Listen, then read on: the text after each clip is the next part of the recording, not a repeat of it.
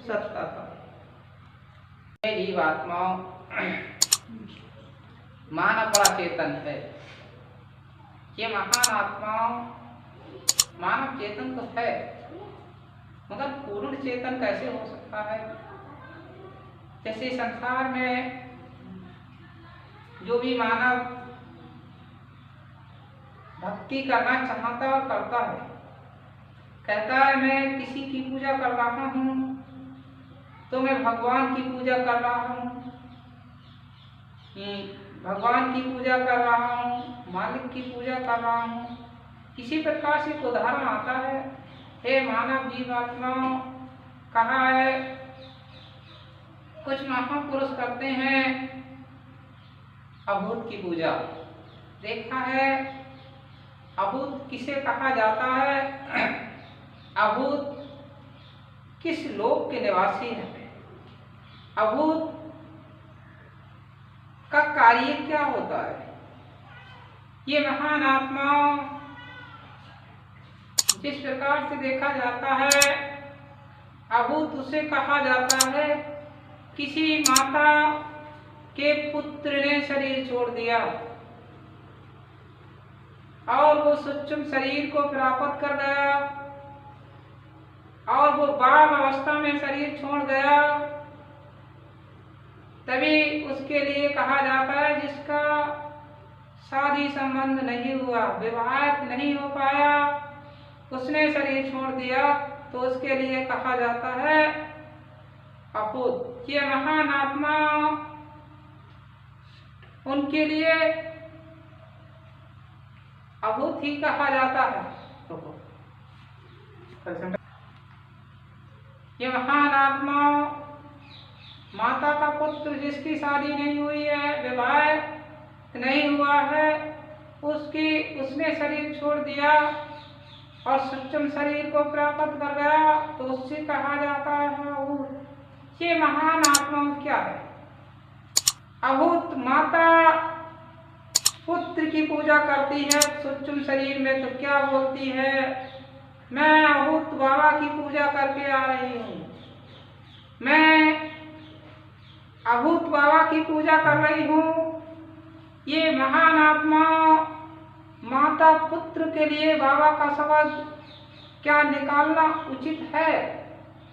क्या निकालना संभव है कि वो पुत्र के अंश को मानती है, इसीलिए और पुत्र को ही अभूत कहा जाता है, उसके लिए बोलती है अभूत बाबा, अभूत बाबा की पूजा करते हैं। ये महान आत्मा वो अभूत बाबा किस लोक में निवास करते हैं? वो अभूत किस ऊर्जा में रहकर किस ऊर्जा का कार्य करते हैं? जैसे कहा ये महान आत्मा अभूत बाबा ब्रह्मलोक नहीं जा सकते, अभूत बाबा विष्णु लोक नहीं पहुंचते हैं, अभूत बाबा शिवलोक नहीं जाते हैं, अभूत बाबा उन शरीर को छोड़ने के बाद उसी शरीर उसी परिवार में उनका आवागमन रहता है और उसी शरीर परिवार के जो शरीर हैं, जो मानव है, नर नारी, बुजुर्ग जवान बच्चे हैं, उन्हीं के शरीर में प्रवेश होकर और आनंद को ग्रहण करते रहते हैं। ये महान आत्मा उनका इतना ही मुकाम है, उनकी ऊर्जा दिव्य नहीं होती है, उनकी ऊर्जा असुरीय होती है। ये महान आत्मा इसी प्रकार से कुछ लोग कहते हैं महाराज हम मालिक की पूजा करते हैं, हम भगवान को मानते हैं। जैसे देखा है मैं नगरों में जाता हूँ, ज्ञान दीक्षा ज्ञान को देने के लिए, तो कहा ये महान आत्मा कुछ चर्चाएं मिलती हैं सुनने के लिए। बहुत से नर नारी जीव जो आते हैं वो आते हैं, कहते हैं महाराज हम भगवान की प्रतिदिन पूजा करते हैं। ये प्रतिदिन पूजा करते हैं, तो मैं पूछने लगा आप किस भगवान की पूजा करती हो? कहने लगी, मैं काले देव की पूजा करता हूँ। ये महान आत्मा कोई कहने लगी, माता कहने लगी, मैं शिव भगवान की पूजा करती हूँ, मुझे सपने में रोज सर्प दिखाई देते हैं। ये महान आत्मा ये क्या है? शिव भगवान ने सर्पों का रूप धारण कभी नहीं किया। शिव भगवान के अंग में सर्पों ने निवास तो किया है। आज के लोग उस सर्प को सपने में जब देख लेते हैं तो भगवान को स्वयं मानने लगते हैं। ये महान आत्मा कोई काले देव की पूजा कर रहा है, तो कोई जखई की पूजा कर रहा है, कोई महंदा की पूजा कर रहा है, तो कोई रापा की पूजा कर रहा है, कोई चौराहे वाली देवी की पूजा कर रहा है, तो कोई मरकट वाली देवी की पूजा कर रहा है। ये महान आत्मा क्या है संसार में? देखा है संसार में ये ऊर्जाएं, ये दिव्य शक्तियां किस प्राकृतिक की होती हैं? ये दिव्य पूर्ण दिव्य प्रकार प्रकृति की नहीं होती हैं। ये महान आत्मा पूर्ण दिव्य प्रकृति है, उसे कहा जाता है जिनका अंश शरीर में हो। इनका अंश कोई शरीर में नहीं है। जे जिस शरीर में निवास करती हैं उस शरीर की ऊर्जा गति कम हो जाती है। ये महान आत्मा देखा है, कोई चौराहे वाली को पूज रहा है, कोई मरकट वाली को पूज रहा है, तो कोई 26 को पूज रहा है, कोई रावण को पूज रहा है, तो कोई ब्रह्म राक्षस को पूज रहा है। इनकी पूजा करने से ब्रह्मा विष्णु शिव मालिक की प्राप्ति नहीं हो सकती। क्यों? इनका मुकाम पृथ्वी लोक में है। इनका मुकाम इतना ही है, जीवों को दुख देना और जीवों से आनंद लेना और जीवों को वश में कर लेना। ये महान आत्मा इनके खाते में रहते हुए परमात्मा की प्राप्ति नहीं हो सकती। इनका उद्देश्य एक ही है, ये महान आत्मा मृत लोक में रहो। देखा है जिसका मैं उदाहरण दे रहा हूँ, जैसे मरकट काली सर्वाहारी है, चौराहे वाली सर्वाहारी है, काली देव सर्वाहारी है, जिसको बोलती काल भैरव सर्वाहारी है। ये महान आत्मा हर सर्वाहारी है, नटवीर सर्वाहारी है, 26 सर्वाहारी है। ये महान आत्मा देखा जाए सर्वाहारी जो आत्मा होती है वो कैसी होती है? उसमें असुर प्रकृति की ऊर्जा जागती रहती है। ये महान आत्मा, इनको पूजने से परमात्मा की प्राप्ति नहीं हो सकती। इनका शरीर में कोई अंश नहीं है। ये महान आत्मा देखा अब देवियों की कल्पना की है, दर्शाया गया है। जब मैं ज्ञान देने के लिए एक नगर में पहुंचा, एक चर्चा आने लगी। एक माता कहने लगी, महाराज हम आपसे जुड़ना चाहते हैं। तो मैंने कहा आप क्या कहना चाहती हो? तो वो कहने लगी, महाराज क्या करें, हमने अपने बेटा के ऊपर पुन्नागिरी देवी की नाम से बकरिया बोल दी। क्या करें महाराज, जब उसको झटका बोला है। झटका कोई हमारे घर में करना नहीं चाहता, बलि देना नहीं चाहता है। महाराज हम आपसे जुड़ना चाहते हैं, क्या ये बकरिया काटना छूट जाएगी? बकरिया की बलि देना छूट जाएगी? तो इसी प्रकार से मेरा उदाहरण है। इधर देखा है देवी को पूजा करते हैं, उधर क्या करते हैं कि कुंवारी बेटियों को बिठा देते हैं देवियों को रूप धारण करके, और वो क्या कहते हैं हम माता का पूजन करेंगे। ये महान आत्मा देवी की उत्पत्ति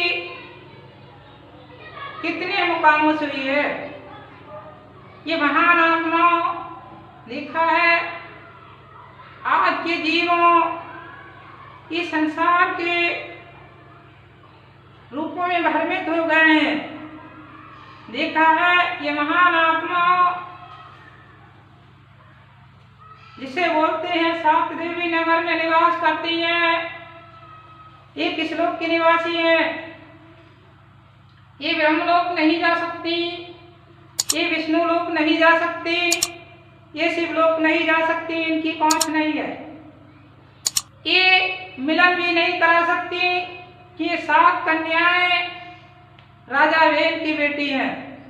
ये महान आत्मा इससे ऊपर जब देवी की उत्पत्ति दिखाते हैं, ये महान आत्मा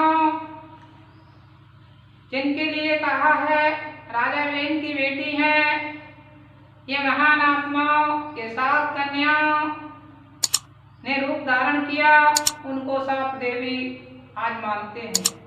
ये महान आत्माओं इनकी शरीर में कोई ऊर्जा नहीं है, इनका ब्रह्मा विष्णु शिवलोक से कोई संपर्क नहीं है। ये महान आत्माओं इसी प्रकार से जब दूसरी तरफ बढ़ते हैं तो कहा है जब शिव भगवान ने महाकाल का रूप धारण किया, गणेश जी का सिर का वध किया, सिर काट दिया, ये महान आत्माओं तभी पार्वती ने महाकाली का रूप धारण किया। ये महान आत्माओं शिव भगवान ने गणेश जी का शीश काटा और महाकाली बन के उन्होंने शिव भगवान के गणों का शीश काट दिया। वहां से कालका बनी है, कालवंचनी बनी है, कालभद्रकाली बनी है, ये महान आत्मा कालरात्रि बनी है। इसी प्रकार से महान आत्माओं इन्होंने अनेक रूप धारण किए।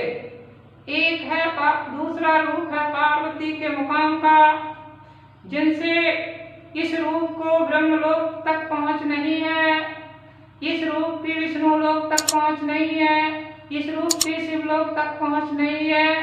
क्यों? ये रूप असत्य में आते हैं, ये रूप सत्य में नहीं आते हैं।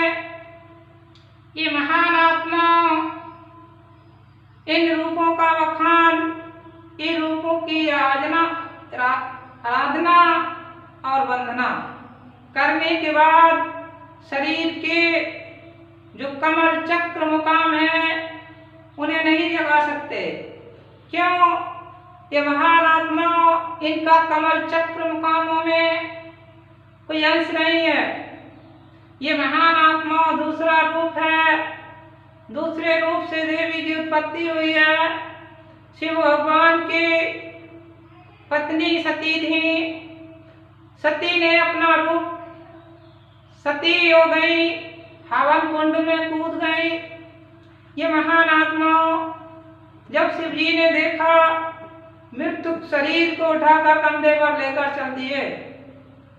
जब संसार पृथ्वी लोक की तरफ भ्रमण करने लगे, तब उन्होंने देखा विष्णु भगवान ने ये कब तक मृत्यु शरीर को साथ लादे रखेंगे। उन्होंने अपने सुदर्शन चक्र से उनके अंग अनेक काट दिए, कहीं ज्वाला अंग गिरा, कहीं वहां गिरी वैष्णव, कहीं सिर गिरा चौमुंडा। ये महान आत्मा कहीं शीतलता, कहीं मनसा। संसार में इतने स्थानों की उत्पत्ति हो गई, इतनी देवियों की उत्पत्ति हो गई, इतने नामों को अलग अलग उत्पन्न कर दिया। ये महान आत्मा इनका विष्णु लोक से और शिवलोक से, ब्रह्मलोक से कोई संपर्क नहीं है। ये महान आत्मा इनकी भक्ति करने के बाद ऐसा नहीं हो सकता कि ये ऊर्जाएं, ये शक्तियां आपको ब्रह्मलोक ले जाकर छोड़े, या ये शक्तियां आपको विष्णु लोक ले जाकर छोड़े, या आपको शिवलोक ले जाकर छोड़ें। ये शक्तियां अपने अपने मुकाम पर ही आत्मा को रोक लेती हैं।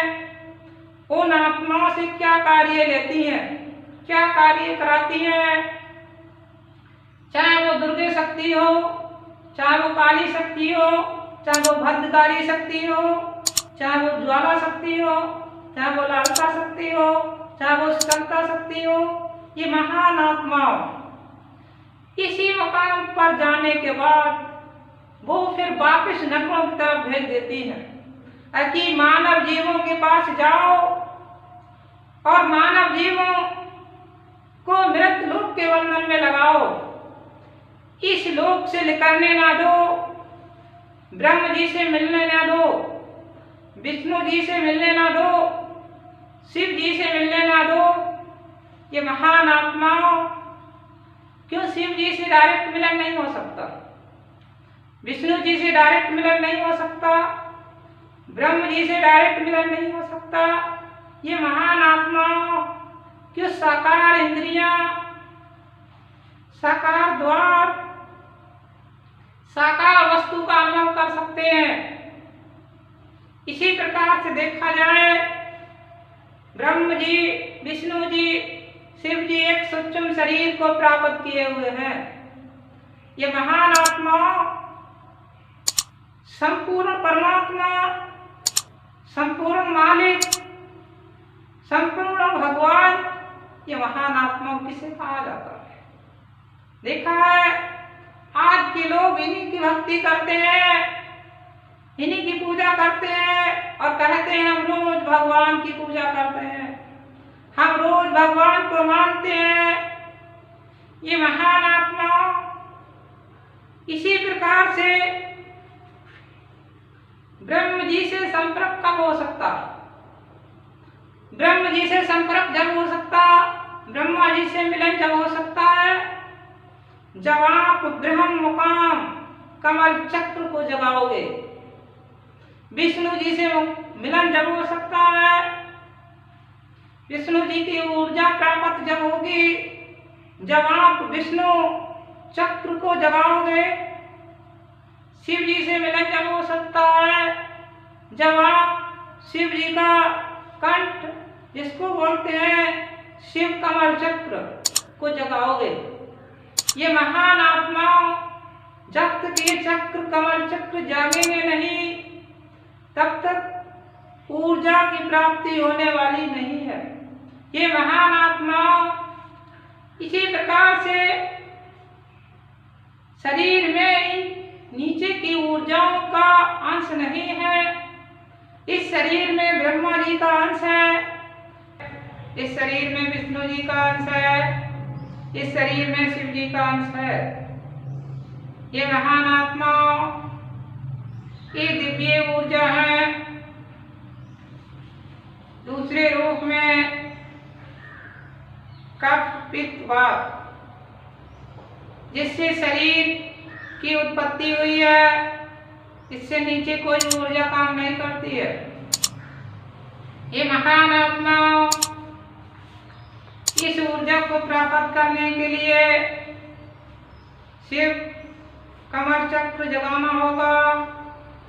इस ऊर्जा को प्राप्त करने के लिए विष्णु जी का कमल चक्र जगाना होगा। इस ऊर्जा को प्राप्त करने के लिए ब्रह्म जी की कमल चक्र को जगाना होगा। ये महान आत्माओं आज की जीवात्माएं क्या कर रही हैं, मानव क्या कर रहे हैं, उस ऊर्जा को नहीं जगा पा रहे हैं। इसीलिए बलहीन तनहीन होते जा रहे हैं, शक्तिहीन होते जा रहे हैं। उनमें असुर प्रकृति की ऊर्जाएं शरीरों में ज्यादा बढ़ कर अपना आनंद लेती हैं। ये महान आत्मा जिस प्रकार से कहा जाए ब्रह्म जी सूक्ष्म शरीर में है, विष्णु जी सूक्ष्म शरीर में है, शिव जी सूक्ष्म शरीर में है। कहा है एक कमल चक्र भी एक सूक्ष्म रूप में विराजमान है साकार शरीर में, फिर भी ये सूक्ष्म शरीर में विराजमान है। ये महान आत्मा हम जब तक घट के अंदर नहीं पहुंचते हैं, इस कमल चक्र को नहीं जगा पाते हैं, तब तक हमें गुण की प्राप्ति नहीं होती है। इसी प्रकार से महान आत्मा ब्रह्मा जी, विष्णु जी, शिव जी, इनका स्वरूप, इनका रूप तत्व से बना है। ये महान आत्मा देखा है, इनका शरीर तत्व से बना है। इनसे पहले पृथ्वी शक्ति आई है, इनसे पहले अग्नि शक्ति आई है, इनसे पहले वायु शक्ति आई है, इनसे पहले आकाश शक्ति आई है। ये महान आत्मा, इनसे पहले जल शक्ति आई है। तभी इस तत्व की ऊर्जा से इनकी उत्पत्ति हुई है। ये महान आत्मा, ये तत्व की ऊर्जा शरीर की उत्पत्ति करती है। ये महान आत्मा, ये तत्व की ऊर्जा शरीर की उत्पत्ति करने के बाद इस पृथ्वी लोक का कार्य कराती है। क्यों? शरीर का जितना कर्म है वो पृथ्वी लोक का है। जो साकार शरीर है इसका सभी कर्म मृत लोक का है, पृथ्वी लोक का है। ये महान आत्मा ब्रह्म जी को, ब्रह्मा जी को, विष्णु जी को, शिव जी को उत्पन्न किसने किया? क्या ब्रह्मा जी के मुकाम पर पहुंचने से मोक्ष की प्राप्ति होती है, या विष्णु जी के मुकाम पर पहुंचने से मोक्ष की प्राप्ति होती है, या शिव जी के मुकाम पर पहुंचने से मोक्ष की प्राप्ति होती है? इसीलिए कहा ये महान आत्मा ब्रह्मा जी का सहयोग इसलिए लिया जाता है, विष्णु जी का सहयोग इसलिए लिया जाता है, शिव जी का सहयोग इसलिए लिया जाता है कि ये 5 तत्व के शरीर में 3 गुणों की ऊर्जा कार्य करती है। ये महान आत्मा पूर्ण संत पुरुष होते हैं तो घट की कमाई कराते हैं। ये महान आत्मा हिंदी शब्द में आता है, मुझे घटिया से मिलाना।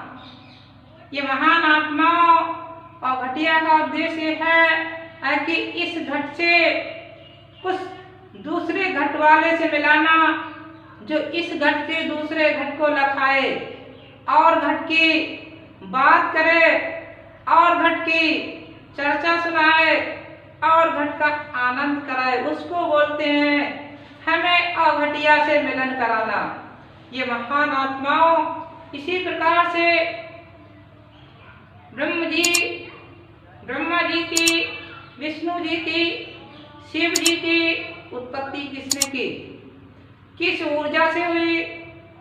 ये महान आत्मा जिनको हिंदी भाषा में कहते हैं आद भवानी, आशक्ति, अष्टांगिनी देवी।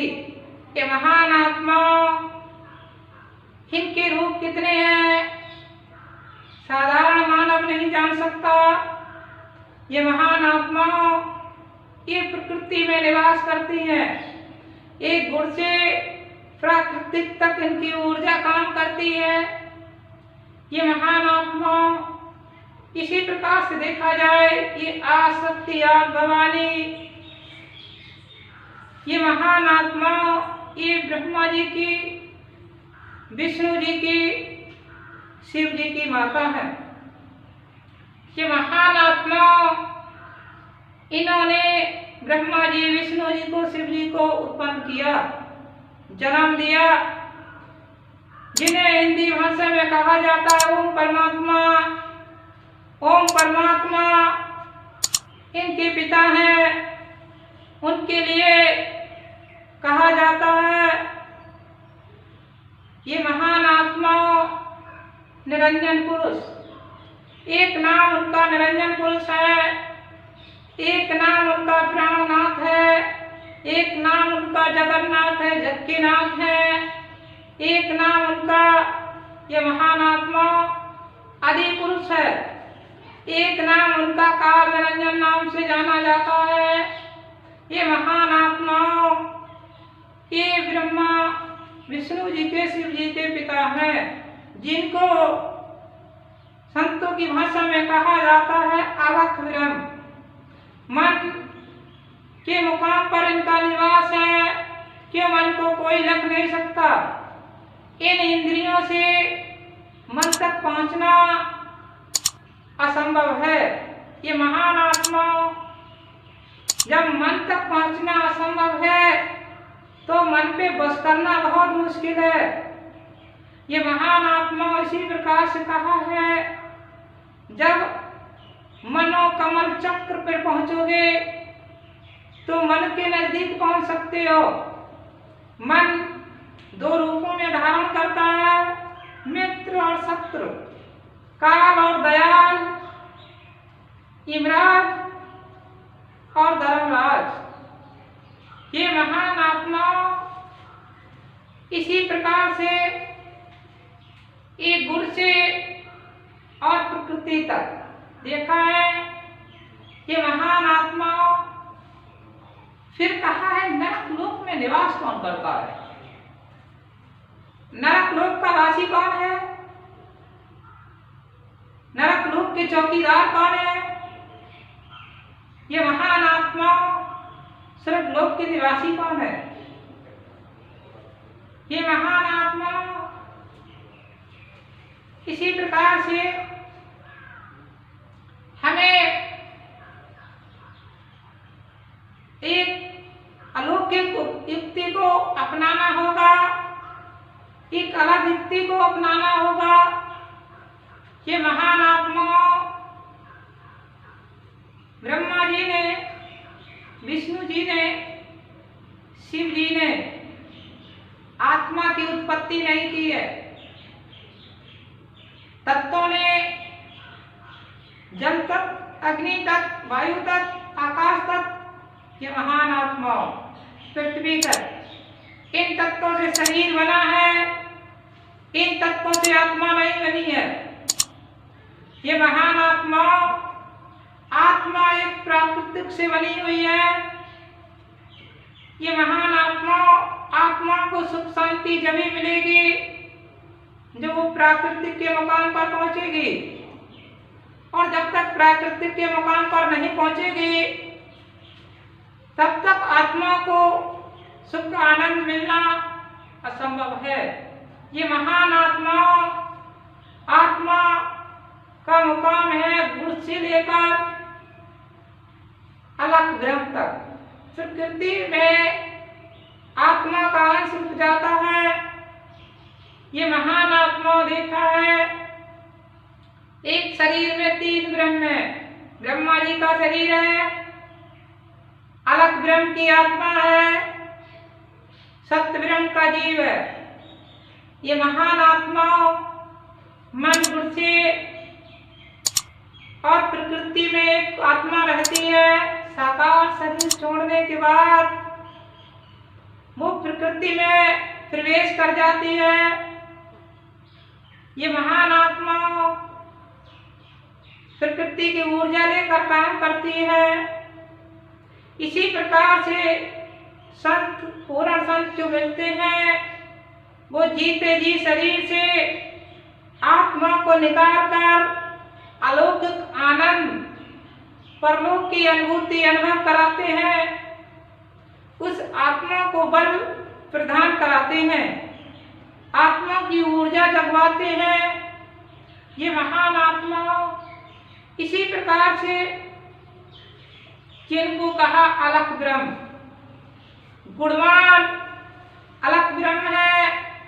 सब गुणवान ब्रह्मा जी, विष्णु जी, शिव जी हैं जो ये इंद्रियों के कार्य में आते हैं। ये महान आत्माओं मन गुणवान है। अब इस मन की उत्पत्ति किसने की देखा है। आत्मा कहाँ से बनी है, ये महान आत्मा देखा जीव जब नीचे की तरफ उतरा है तो जब वो ऊर्जा निरंजन पुरुष परमात्मा के अंग में समा गई, तभी से मन मिक्स हो गया। ये महान आत्मा जैसे कहा है उस निर्गुण लोक से, उस अगम लोक से, उस सत्य लोक से एक ही बोध आई है। फिर देखा है ये महान आत्मा एक बूंद से दो बूंदों की उत्पत्ति कहाँ से हुई है, जिसको कहा जाता है रक्त और बीज। ये महान आत्मा वहीं से जो ऊर्जा निरंजन पुरुष के शरीर में आकर समाई, उस ऊर्जा में निरंजन पुरुष परमात्मा का मन मिक्स हो गया, मन की उत्पत्ति हो गई। तभी से कहने लगे काल निरंजन। ये महान आत्मा काल निरंजन। उन्हें प्राणनाथ क्यों कहा जाता है कि उन्होंने जब तक कठिन तपस्या करके उस सत्य ब्रह्म को प्रसन्न किया और ऊर्जा को प्राप्त करने के लिए वंदना प्रार्थना की, इस सृष्टि की रचना करने के लिए, इन जीवों पे अधिकार करने के लिए ये महान आत्मा, तभी से ये रक्त बीज की उत्पत्ति हुई। ये महान आत्मा इसी प्रकार से जब आत्मा में मन मिक्स हो गया तभी हो गई आत्मा। देखा है आत्मा से मन कभी अलग नहीं होता है और मन बहुत प्रथम संत होता है। जब तक मन आत्मा से अलग नहीं होगा तब तक मोक्ष की प्राप्ति नहीं हो सकती। ये महान आत्मा मन सद्गुणमान है और मन अवगुणमान है। ये महान आत्मा मन सही रास्ते पर चलता है और मन गलत रास्ते पर भी चलता है। ये महान आत्मा मन पर बस कैसे किया जा सकता। देखा है जहां से मन रुक जाएगा फिर आत्म बन जाएगा, आत्मा का नाम हट जाएगा फिर बन जाएगा आत्म। ये महान आत्मा जैसे दूध से गर्म करने के बाद, मस्तन करने के बाद मक्खन निकलता है और मक्खन का नाम की उत्पत्ति हो जाती है। मक्खन का स्वाद परिवर्तन कर लेता है, दूध का नाम वहीं से हटा दिया जाता है। मक्खन के लिए कोई दूध नहीं कह सकता है। इसी प्रकार से कहा है शरीर दूध समान है, आत्मा मक्खन समान है। ये महान आत्मा कोई प्रथम संत होता है, विवेकी संत होता है।